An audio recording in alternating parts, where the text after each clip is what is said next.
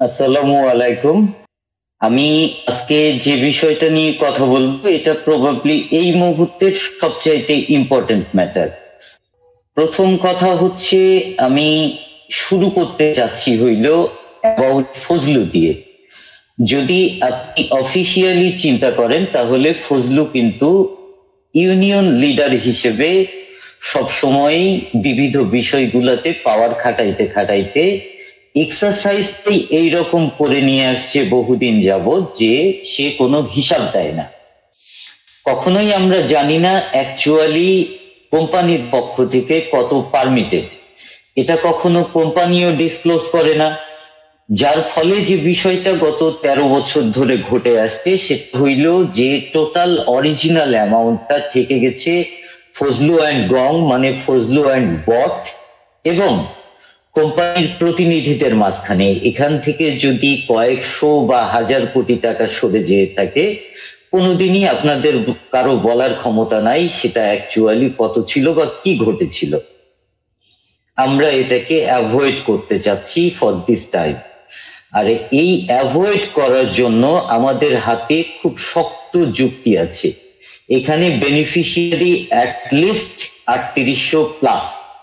ফজলু যদি ইনকেস দাবি করার চেষ্টা করে যে ফজলু ইউনিয়ন নেতা, তাহলে সেই ইউনিয়নের সদস্য সংখ্যা অ্যারাউন্ড 1100, যার মধ্যে আবার 212 জন আমরা, যারা বিভিন্ন কারণে কোম্পানির বিরুদ্ধে এখন পর্যন্ত মামলায় আছি এবং রায় তাদের পক্ষে পজিটিভ।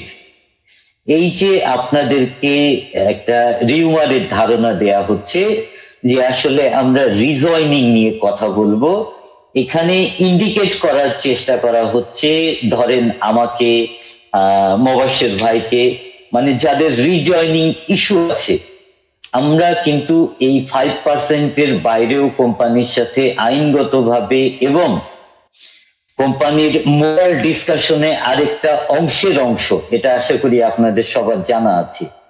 এই ফজলু এমন মাপের একটা কুকুর যে ওইটাকে সামনে এনে বোঝানোর চেষ্টা করছে যে তোমাদের নেতারা শীঘ্রই এই ব্যাপারে কথা বলবে। যাই হোক, আশা করি সবারই বোঝার মতো বুদ্ধি আছে যে এটা থেকে পরবর্তী অংশ কি আসে। এখন আমি যেটা নিয়ে মেইনলি আলোচনা করতে চাচ্ছি সেটা হইল অ্যাক্টিভিটি রোডম্যাপ টু 5%।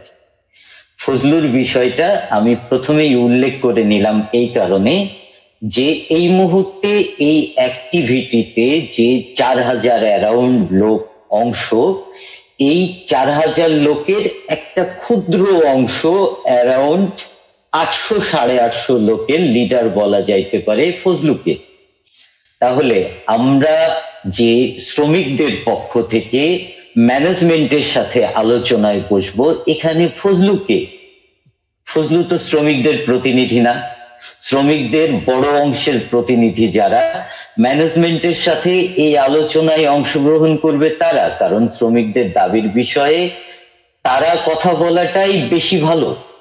ফজলু যে দালালির মাধ্যমে এতদিন পর্যন্ত এই অবস্থানটা থেকে দিনের পর দিন অরিজিনালি যারা শ্রমিকদের পক্ষ থেকে কথা বলতে চেয়েছে তাদেরকে বঞ্চিত করে আসছে, সেই সুযোগ কিন্তু অফিসিয়ালিও ফজলু আর পায় না। এই ব্যাপার নিয়ে কথা বলার দায়িত্ব শুধুমাত্র বর্তমান যারা চাকরিতে আছে তাদের নেতা ফজলুর কোনো অবস্থাতেই না। তাহলে কি দাঁড়াচ্ছে? ফজলু এখানে শ্রমিকদের প্রতিনিধি না। আজমান বলতে চাচ্ছে না যে ফজলু এখানে ম্যানেজমেন্টের প্রতিনিধি। আজমান কোনো অবস্থাতেই ফজলুর ওপর ম্যানেজমেন্টের দায়িত্ব দেয়নি। সে খুব পরিষ্কারভাবে বলতে চাচ্ছে যে সে এই প্রক্রিয়া স্টার্ট করেছে। অন দিস রিগার্ড আমি আপনাদের সবাইকে বলবো কংগ্রাচুলেশন। জিপি বোর্ড এবং টেলিনর বোর্ড অলরেডি মেনে নিয়েছে যে টাকাটা আপনাদের পাওনা, যেহেতু গ্রামীণ ফোনের সিইও অ্যাডমিট করছে যে টাকাটার ব্যাপারে উনি কাজ স্টার্ট করেছেন। কিন্তু ডেফিনেটলি আমরা এর মাঝখানে ম্যানেজমেন্টেরও না আবার শ্রমিকদেরও না এরকম কোন দালালকে আলোচনার কোন পার্টে অংশ হতে দেব, এখানে তার যেহেতু কোনো ধরনের অংশগ্রহণ নাই, সে ম্যাক্সিমামলি যে কাজটা করতে পারে সেটা হইল ম্যানেজমেন্টের সাথে আমাদের একটা সিটিং অ্যারেঞ্জ করে দিতে পারে। আমাদের যা বলার আমরা ম্যানেজমেন্টকে বলবো, আমাদের যা শোনার আমরা ম্যানেজমেন্টের কাছে শুনবো, আমাদের টাকা নিয়ে যে হিসাবটা দিতে হবে এই হিসাবটা আমরা ম্যানেজমেন্টের কাছ থেকে নিব। কিভাবে? খুব সহজ পথ হইতে পারত যদি আমাদের হিউজ পরিমাণ পিপুল আসতো। হিউজ পরিমাণ পিপুল আসলে আমরা খবর তৈরি করতাম, বড় বড় খবর।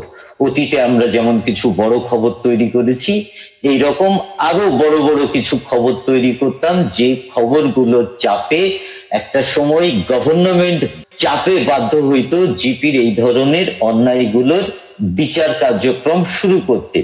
কিন্তু চরম সত্যি কথা যেটা, যে আমরা সে পরিমাণ পিপল গ্রো করতে পারিনি। তাহলে আমাদেরকে কি করতে হবে? তাহলে আমাদেরকে একটা প্রসেসে হাঁটতে হবে, যে প্রসেসটা কি হচ্ছে অ্যাক্টিভিটি রোডম্যাপ টু 5%, আপনাদেরকে যেটা আমি দেখতে বলেছিলাম। আমরা এইটার একটা প্রাথমিক মডেল তৈরি করেছি, যে প্রাথমিক মডেলে আগামীতে আপনাদের প্রত্যেকের ইনপুট জরুরি। যেহেতু ইনপুট জরুরি, সেহেতু কেউ যদি এর কোনো পয়েন্ট না বোঝেন প্লিজ আমাকে প্রশ্ন করবেন। আমাদের অ্যাক্টিভিটি রোডম্যাপের প্রথমেই 3টা অংশ আছে। Stage 1, number 1 organisational, number 2 core activities, number 3 documentation. আমাদের এই 3টা অংশই সমান গুরুত্বপূর্ণ।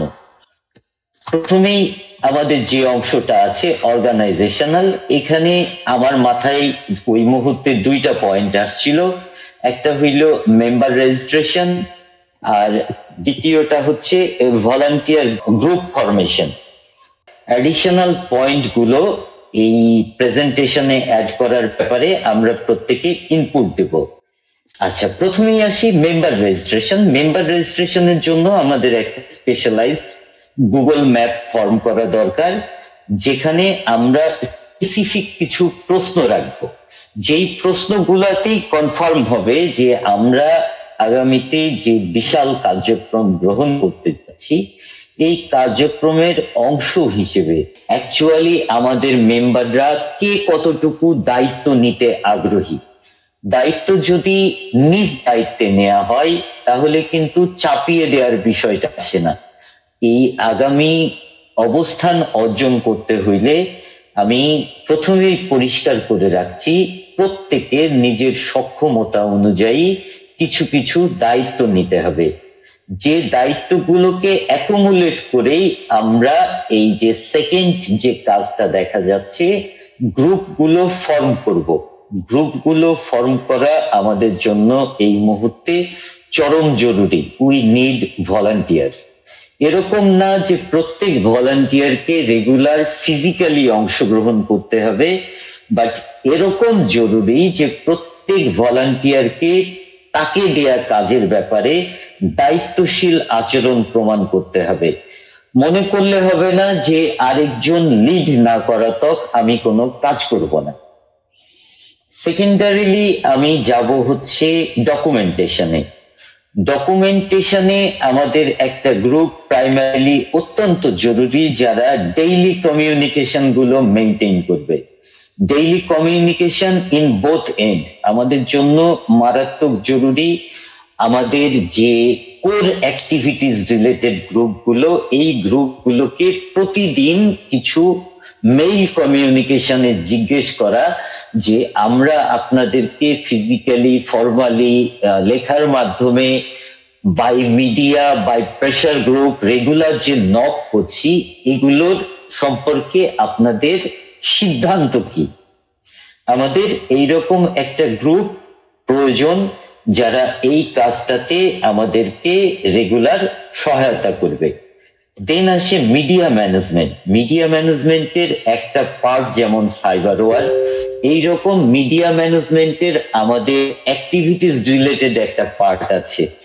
অ্যাক্টিভিটিস রিলেটেড পার্ট যেটা আমরা জিপি হাউসের সামনে যে সময় ডেমনস্ট্রেশন করছিলাম, সেই সময় টোটাল মিডিয়াকে ব্রিফ করার জন্য আমাদের এইরকম একটা গ্রুপ ছিল। আমাদের আগামীতে এই গ্রুপটা আরো ভাস্ট আকারে দরকার, কারণ আগামীতে আমরা মিডিয়াকে আবার বড় ধরনের একটা ঝাঁকি দিতে যাচ্ছি।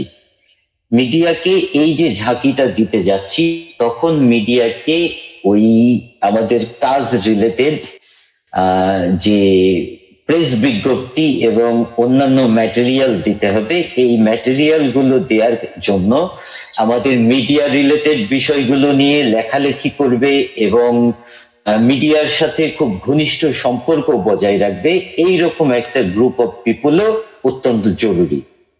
থার্ড যে অংশটা, সেটা হচ্ছে content for cyber war. Cyber ওয়ারের জন্য আমাদের রেগুলার আপডেটেড কন্টেন্ট অত্যন্ত জরুরি। আমরা জানি যে পুরাতন কন্টেন্ট দিনের পর দিন পাবলিক কখনো একইভাবে নেয় না, তো আমাদেরকে আরো অগন্তিক কন্টেন্ট ক্রিয়েট করতে হবে যেগুলো সাইবার ওয়ারকে রেগুলার জ্বালানি দিবে। এবার আসি এই কন্টেন্ট গুলো আসবে কোথায় থেকে?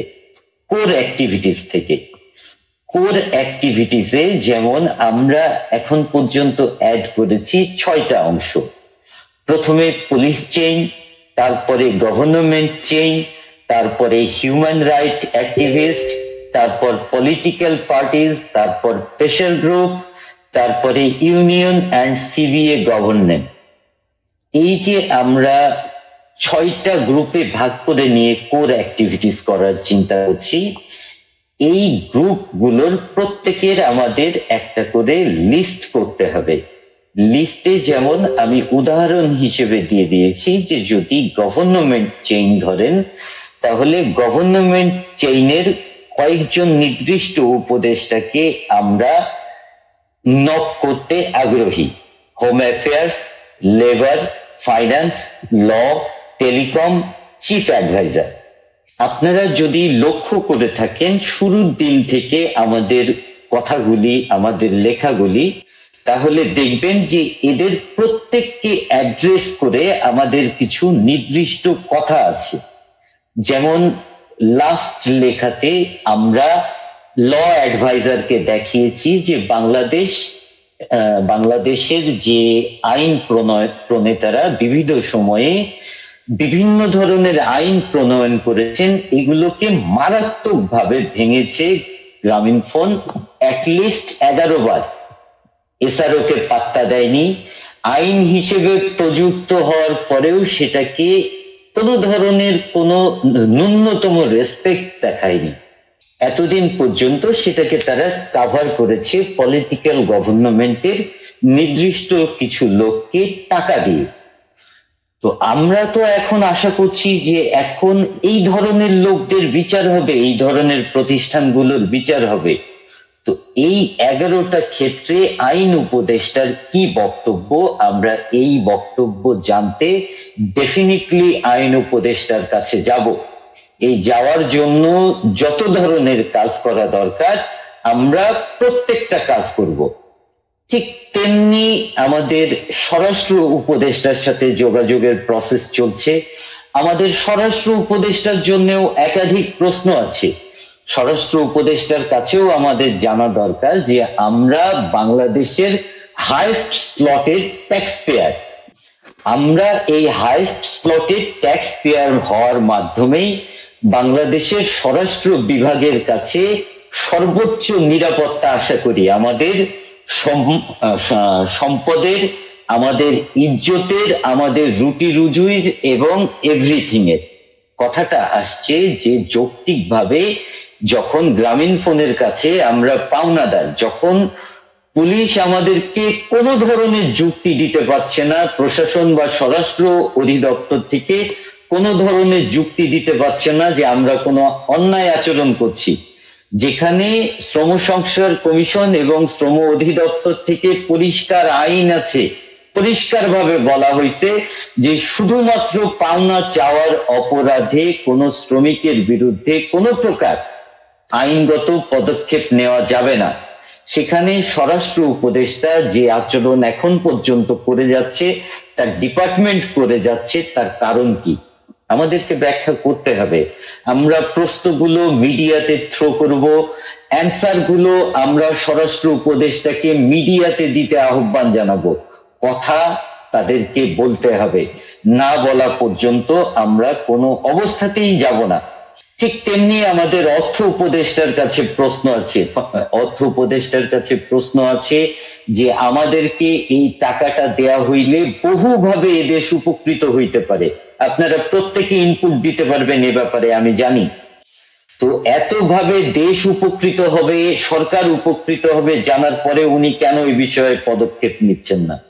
আমরা একইভাবে আসবো টেলিকম উপদেষ্টার কাছে।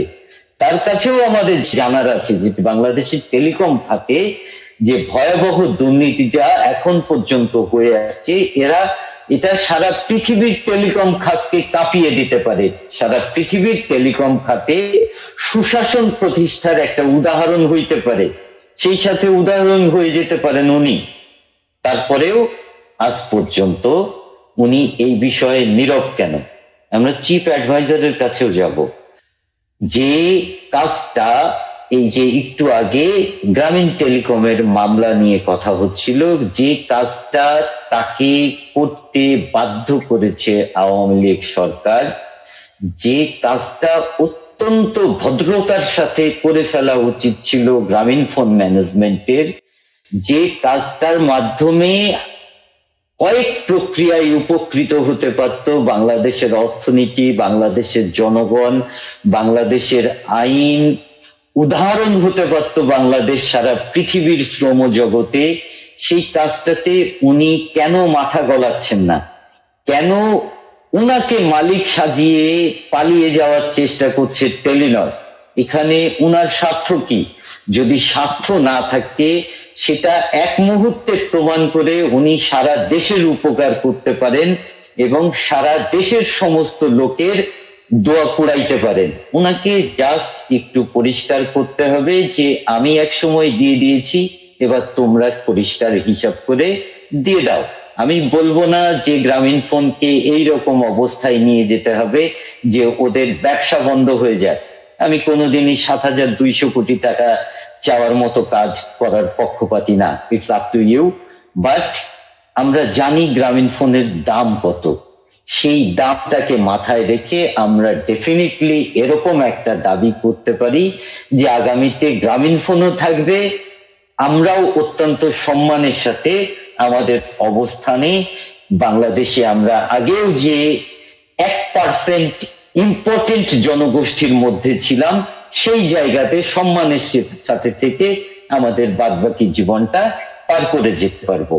তো এই যে আমি একটা মাত্র স্টেক সম্পর্কে বললাম, গভর্নমেন্ট চেইন, এই রকম পুলিশ চেইন, হিউম্যান রাইটস আপনারা অনেকগুলি নাম বলতে পারবেন আমি জানি।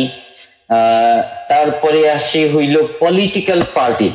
This is very much important. আমাদের পলিটিক্যাল পার্টিস গুলো আপনারা প্রত্যেকেই জানেন যে অল্প কিছুদিনের মধ্যেই আপনাদের বাড়িতে হাজির হবে, আপনাদেরকে জানাইতে আসবে যে আমরা এই দেশ পরিবর্তন করে ফেলবো অল্প কিছুদিনের মধ্যে। এই পরিবর্তনের পক্ষে আপনার ম্যান্ডেট দেন। তো আজকে কেন না আমরা তাদের কাছে যাই? ভাই, আগামীকাল আপনি আসবেন, আজকে আমি আসছি, পরিবর্তনের পক্ষে কথা বলেন, ন্যায়ের পক্ষে কথা বলেন, আমরা আপনার দেশের লোক। আজকে আমাদের পক্ষে কথা বলে উদাহরণ তৈরি করেন, কাল যখন আমাদের কাছে যাবেন আমরা একেবারে ফেলে দেয়া কেউ না, আমরা তখন আপনাদের পক্ষে কথা বলবো। এখানে প্রেশার ক্রিয়েট করারও সুযোগ আছে যে আপনারা যদি আজকে আমাদের পক্ষে কথা বলতে না চান, আজকে যদি ভয় পান, আজকে যদি পয়সা খান, আগামী কালকে কিন্তু আমরা জনমত তৈরির যতটুকু সুযোগ পাবো সেই সুযোগটা অত্যন্ত যৌক্তিক কারণে আপনাদের মুখোশ ধরে টানাটানি করে ব্যয় করব। সো আমাদের পক্ষে কথা বলেন, ন্যায়ের পক্ষে কথা বলেন, ইট উইল ওয়ার্ক।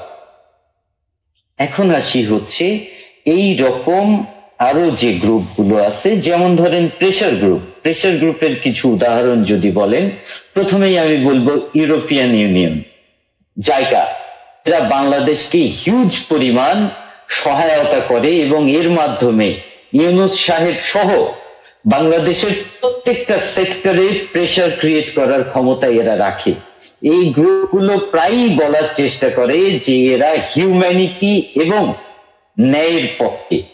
তাহলে আমরা এদের উপর প্রেশার ক্রিয়েট করব, আসো মানবতা এবং ন্যায়ের পক্ষে কথা বলো, অন্য কিছু তো করতে বলিনি। আমরা যদি ন্যায় সঙ্গত হয়ে থাকি, আমাদের কথা আমাদের অবস্থান যদি ন্যায় সঙ্গত হয়ে থাকে, তাহলে আমাদের বিষয়ে তোমাদের রিচ যে জায়গাগুলোতে সেগুলোতে কথা বলো।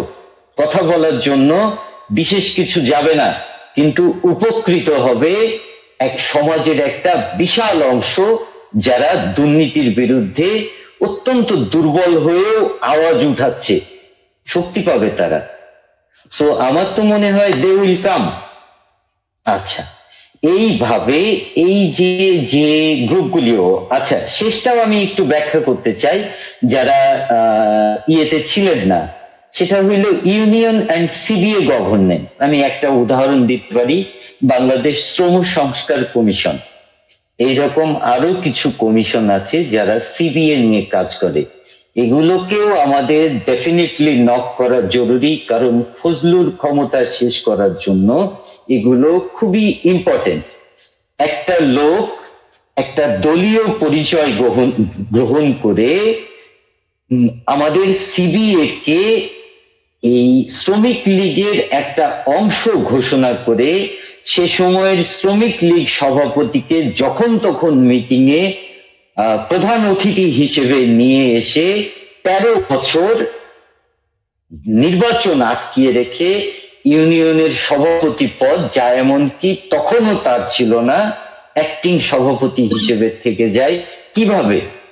আজকে সেই ফ্যাসিস্ট সরকার এদেশ থেকে কাঁপতে কাঁপতে পালিয়ে যাওয়ার পরেও এই কুকুরটা কিভাবে ওই পদে এখন পর্যন্ত টিকে থেকে একইভাবে তার মালিকের হয়ে ঘেউ ঘেউ করা চালিয়ে যায়। এই লোকটাকে ওই জায়গা থেকে টেনে নামানোর সময় কিন্তু চলে আসছে। ইটসে মানে অত্যন্ত জরুরি কাজ। একে ওখান থেকে টেনে নামাইতে হবে যেন সে শ্রমিকদের বিপক্ষে কথা বলার আর কোনো ধরনের কোনো সুযোগ অ্যাভেইল না করে। এইটা থেকে তাকে বাঁচানোর একমাত্র লোক দুনিয়াতে ইয়াসির আজমান, যে চেষ্টা সে চালিয়ে যাবে। কারণ হলো যে ইয়াসির আজমানের প্রতিটা নোংরা কাজ যাদেরকে সে অতীতে সরাইতে চেয়েছে, সেই কাজগুলোকে বাস্তব করেছে কিন্তু এই নোংরা কুকুরটা। সে ইউনিয়ন লিডার থেকে ম্যানেজমেন্টের পক্ষ হয়ে 3360 জন লোকের চাকরি খেয়ে ফেলেছে, অথচ সভাপতির কয়েক দফা প্রমোশন হতে হতে সম্পদের কোনো সীমা নাই। যদি কেউ অন্ধ না হয়ে থাকে তাহলে এই সম্পদ কিভাবে অর্জিত এটা বুঝতে কারো অসুবিধা হওয়ার কথা না। একজন ইউনিয়ন সভাপতির দায়িত্ব হলো অন্যায়ভাবে তার ইউনিয়নের একটা মাত্র সদস্যরও চাকরি যাওয়ার আগে নিজে দাঁড়িয়ে যাওয়া। যে অন্যায়ভাবে একজন সদস্যের চাকরি যদি যায় সেটা হবে সভাপতির চাকরি, যদি 2 জনের চাকরি যায় তাহলে সেটা হবে সভাপতি আর সেক্রেটারি। কিভাবে অন্যায়ভাবে 3360 জন লোকের চাকরি চলে যায় কিন্তু সভাপতির প্রমোশন হয়, এবং এটা খেয়ে ফেলে কিছু লোক এখনো তাকে অ্যাক্টিং সভাপতির সম্মান দেয়। আই ডোন্ট নো, বাট এবার তাকে সরাইতে হবে, এটা খুব পরিষ্কার কথা। সুতরাং আমাদের লাস্ট পয়েন্টটা ভেরি মাচ ইম্পর্টেন্ট। এটা এতখানি ইম্পর্টেন্ট যে আপনারা এই রিলেটেড 2-3টা প্রতিষ্ঠানে যেয়ে যদি জাস্ট কথা বলে আসেন যে এই কুকুরটা এখনো এখানে কিভাবে থাকে, এই খবর কানে গেলে ফজলুর ডায়রিয়া স্টার্ট হয়ে যাবে। যাই হোক, come to the next point. This is the second phase. Third phase তো আমি অলরেডি আপনাদেরকে ব্যাখ্যা করলাম। এই থার্ড ফেজে এই মুহূর্তে আপনাদের প্রত্যেকের ইনপুট জরুরি। ফেজ বাই ফেজ আপনারা প্রত্যেকটা ইনপুট দেওয়ার পর আমরা এইটাকে সাজাবো। কন্ট্যাক্ট নাম্বার, অ্যাড্রেস এবং এই লোকগুলোর প্রত্যেকের ডিটেইলস সহ আমরা এরপর তাদেরকে নক করা শুরু করব আমাদের গ্রুপগুলোর মাধ্যমে। এই নক ডেফিনেটলি ফোনের মাধ্যমে, ডেফিনেটলি লেখালেখির মাধ্যমে, এবং lastly physically we want answer, এবং এই অ্যান্সার মিডিয়াতে যাবে। এই অ্যান্সার না দেয়া পর্যন্ত আমরা তাদেরকে ছাড়বো না। আমরা এই কাজগুলো অত্যন্ত দ্রুত করতে চাই, এই কারণেই আমাদের লোক প্রয়োজন। আপনারা যদি ভালো মতো খেয়াল করেন তাহলে দেখবেন এটা আসলে হিউজ সময় লাগার বিশেষ কিছু নাই যদি আমাদের পিপল থাকে।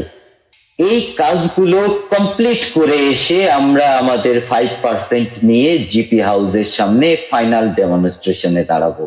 তখন আমরা দেখব আমাদেরকে আটকাইতে কে আসে, তখন আমরা দেখব যে পুলিশ কিভাবে সাহস পায় আমাদের কলিগদের গায়ে হাত দিতে, তখন আমরা দেখব মিডিয়া কিভাবে কাভারেজ না করে থাকতে পারে। আমরা আমাদের যে কয়জন লোক এই মুহূর্তে আছে, রেজিস্ট্রেশন প্রসেস স্টার্ট করলে আমরা যে কয়জন লোক পাবো সে কয়জন লোক দিয়েই ইনশাআল্লাহ এই যুদ্ধ জিততে পারবো। এ ব্যাপারে আই এম ফুললি কনফিডেন্ট।